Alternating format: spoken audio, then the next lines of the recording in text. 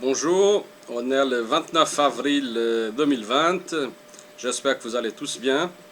Ce jour, c'est un jour assez important puisqu'il y a des manifestations un peu partout en Europe contre le Covid ou les problèmes causés par les autorités et les États post-Covid, notamment le port de masque, entre autres, et certaines obligations et restrictions.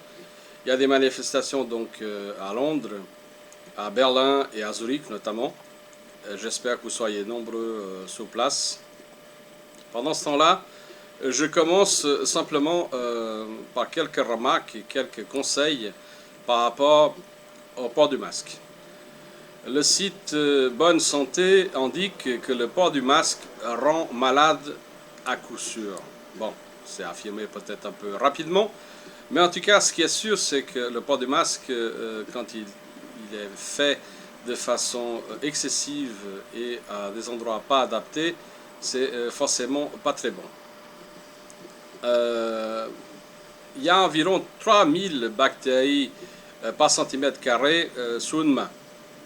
Et quand on se lave les mains à l'hôpital pour ensuite pouvoir porter les masques, quand on se lave les mains pendant le temps qui est nécessaire et de façon correcte, on réduit les bactéries environ à 2000. Ensuite, à l'hôpital, donc toujours, on s'habille dans une salle blanche, on fait les mains désinfectées, on enfile les gants stériles, sans toucher l'extérieur du gant, on enfile une combinaison et ensuite le masque chirurgical qu'on ne peut pas garder plus que 2 heures dans ce milieu assez préparé pour. Donc, vous voyez, porter un masque dehors, c'est forcément assez différent. Quand on utilise le masque dehors, donc avec la pression atmosphérique, les microbes viennent se coller contre le masque. Comme quand vous roulez sous l'autoroute, vous voyez tout plein de petites bestioles qui viennent s'écraser contre le pare-brise. Votre masque, c'est un peu le même effet, donc on est un petit peu un nid à microbes. Voilà, donc en résumé, vous avez compris, toutes ces mesures sont franchement difficiles à respecter, voire parfois farfelues. Je reviens maintenant quelques minutes sur les règles en vigueur précisément dans le canton de Genève où j'habite. Et aujourd'hui, au niveau secondaire 2 et tertiaire, le masque est requis si la distance d'1,5 mètre ne peut pas être gardée. Malgré tout, la plupart des écoles obligent quasiment le port du masque systématique.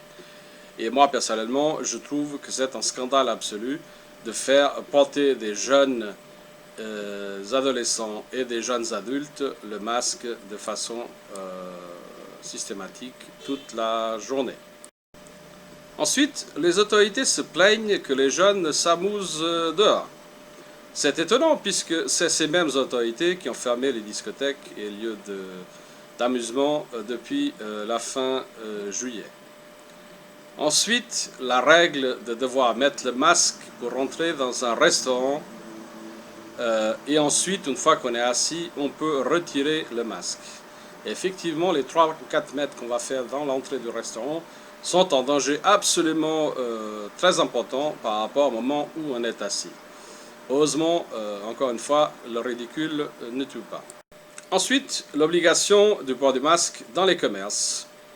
Alors, moi, de toute façon, je trouve que c'est pas nécessaire, mais peut-être la meilleure vidéo que j'ai pu entendre par rapport à ça expliquait que l'endroit le plus dangereux pour avoir la malchance de choper le virus est un endroit clos, rempli de monde.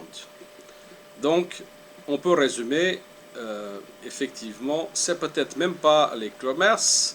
Si vous avez des commerces très grands, des grands magasins où il n'y a pas énormément de gens collés, peut-être que ça va aller. Par contre, si vous avez un bar ou une discothèque remplie à ras-bord, dans un lieu clos, là, effectivement, il y a peut-être un risque supérieur.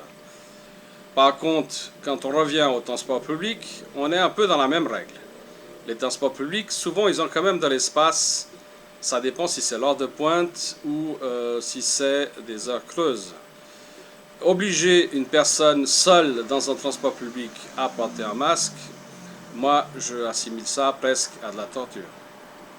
Pour terminer, je reviens sur la publication de l'OMS. Pour certains, c'est quand même le Graal ou la référence. L'OMS en juin, puis mise à jour en juillet, visait, notamment concernant les masques ou les masques en tissu, la chose suivante. À l'heure actuelle, on ne dispose pas de données factuelles directes de qualité attestant de l'efficacité du port du masque, du port généralisé du masque, par des personnes en bonne santé. Dans la communauté, il faut procéder à un bilan des avantages et des inconvénients à cet égard. Et il y a également un risque d'autocontamination. Voilà, je ne vais pas faire trop long. Si vous êtes proche de Zurich, Berlin ou Londres, je vous conseille d'aller à la manifestation cet après-midi. À bientôt, bon après-midi, bon week-end.